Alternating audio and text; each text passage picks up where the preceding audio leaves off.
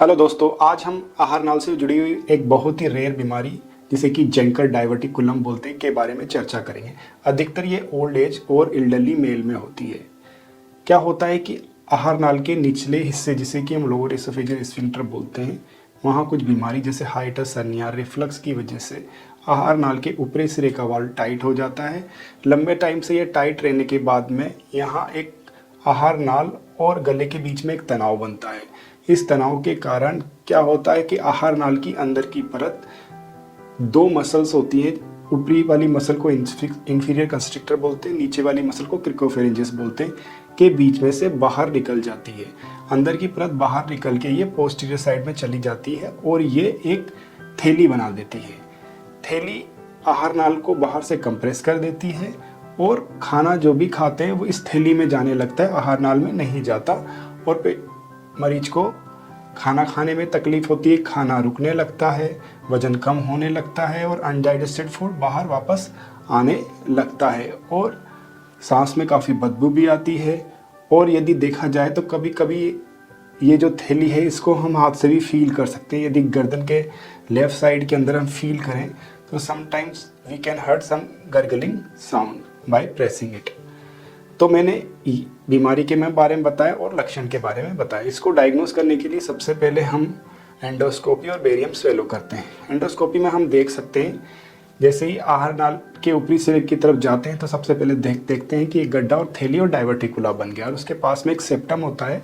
Septum आहार नाल को कंप्रेस करता है, तो खाना जो भी खाते हैं इसी थैली में जाता है और सेप्टम की वजह से आहार नाल में एंटर नहीं कर पाता और पेशेंट का डाइजेशन नहीं हो पाता, विटामिन मिनरल्स की कमी होने लगती है और धीरे धीरे वजन कम होने लगता है। तो अब इसके सॉल्यूशन की बात करते हैं।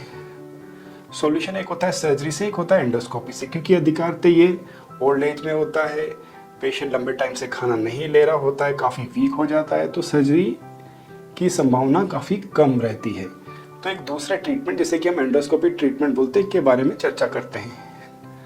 इनिशियली ये देखा गया था कि यदि हम सेप्टम को ही काट दें तो कुछ हद तक इस तकलीफ में, खाना खाने की जो तकलीफ है डाइवर्टिकुला की वजह से, उसमें आराम आता है। बट बाद में ये मालूम चला कि सेप्टम को पूरी तरह से नहीं काट पाते और इसकी वजह से इसमें रिकरेंस के चांस काफ़ी होते हैं। तो एक नई पद्धति आई है जिसे हम पोएम यानी पर ओरल एंडोस्कोपिक मायोटोमी बोलते हैं। और क्योंकि ये जेंकर डाइवर्टिकुला में की जाती है तो हम इसको जेड पोएम बोलते हैं। जेड पोएम के माध्यम से हम सबसे पहले आहार नाल की अंदर की परत के अंदर इंजेक्शन लगाते हैं और जो सेप्टम है उसके दोनों साइड में सुरंग बनाते हैं। सुरंग बनाने के बाद में सेप्टम को आहार नाल की तरफ और डाइवर्टिकुला की तरफ काट देते हैं।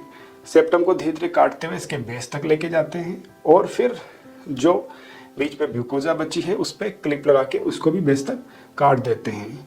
तो ये देखा गया है कि ये जेड पोएम करते हैं, म्यूकोजा और मसल दोनों को एक साथ काट देते हैं और बाद में जहाँ से एंट्री करते हैं उसको क्लोज कर देते हैं। तो इसमें रिस्पॉन्स काफ़ी अच्छा रहता है और ये एक मिनिमम इन्वेजिव प्रक्रिया है। तो अब दोस्तों मैं आपको फोटोग्राफ में ये दिखाना चाहूँगा। यहाँ आप देख सकते हैं जेंकर डाइवर्टिकुला। एंडोस्कोपी की पिक्चर में यहाँ एक आप देख सकते हैं सेप्टम और आगे बेरियम में आपको आसानी से जेंकर डाइवर्टिकुला नज़र आ रहा है। तो हाल ही में हमने इसके केस किए हैं और एंडोस्कोपी से जो हमें रेस्पॉन्स मिला है वो काफ़ी अच्छा मिला है। ये एक मिनिमल इन्वेजिव टेक्निक है, इसके अंदर कोई चीरा नहीं लगता, इसके अंदर रिकवरी फास्ट होती है, करने के बाद में कोई ड्रेन नहीं लगा होता पेशेंट को और पेशेंट नेक्स्ट डे घर जा सकता है। इससे संबंधित और जानकारी के लिए आप हमें हमारे यूट्यूब चैनल, फेसबुक, इंस्टा पे हमें फॉलो कर सकते हैं। Thanks for watching this video.